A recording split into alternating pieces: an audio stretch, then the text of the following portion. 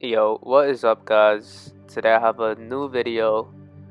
It's my first theory video, so it's gonna be pretty awkward for me to do. I just want to talk about Toki and Oda's inspiration for Toki. So now I found it funny that I was searching up Odin's wife, just because I kind of forgot her name. I don't know. I was kind of in the I wasn't in the best state of mind, but I forgot Toki's name, so I searched up Odin's wife and accidentally I kind of spelled Odin with an I. And in Norse mythology, there is someone called Odin with an I. And the story of Odin with an I is very similar to how Odin in One Piece played out. Odin with an I in Norse mythology, went through a lot of tales, and he went through a lot of adventures with around the nine worlds, which is similar to his scabbards. And instead of scabbards, he had vassals. This is exactly almost similar to Odin.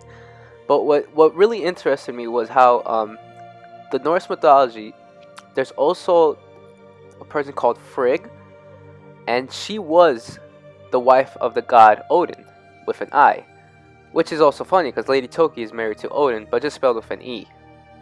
Anyway, guys, she was described as the goddess associated with foresight and wisdom and was famous for foreknowledge.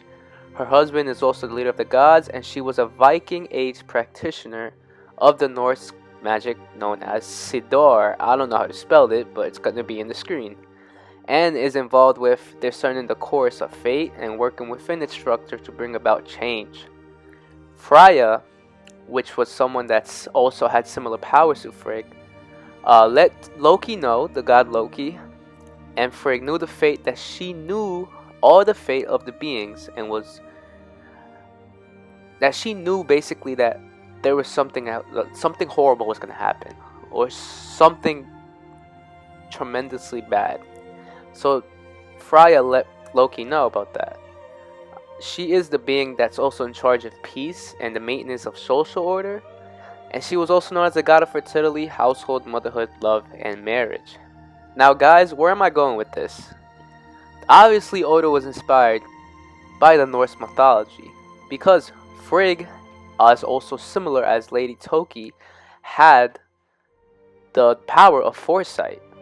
Lady Toki knew about the Wano War that's happening right now. She told Odin that there was going to be a war in 20 years that would change the fate for Wano country. Not only that, but even before, remember guys, Toki came from about 830 years in the past, meaning that Toki was involved in, or was part of, the Void Century, the war that went on against the Ancient Kingdom and the world government. Now guys, it's funny that I'm describing this now, but don't you think that she probably knew that there was going to be change in the world? That possibly Toki is still alive and still living? It is a big possibility. She wouldn't die, I don't believe so. We haven't gotten a grave or a burial of any type of source in the story. We only got the flashback, but is she still alive? That's the question.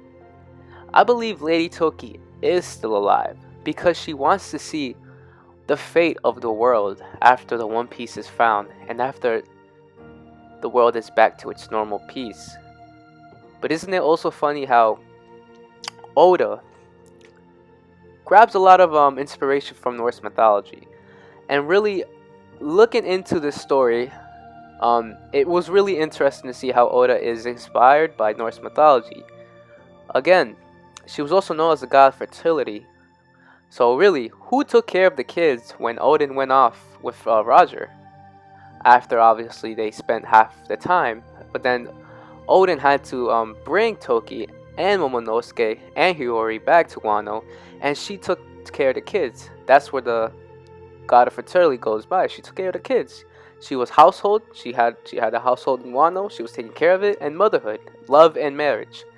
Odin and Toki's relationship was very, very how can I say this? Very romantic, She knew him, he knew her.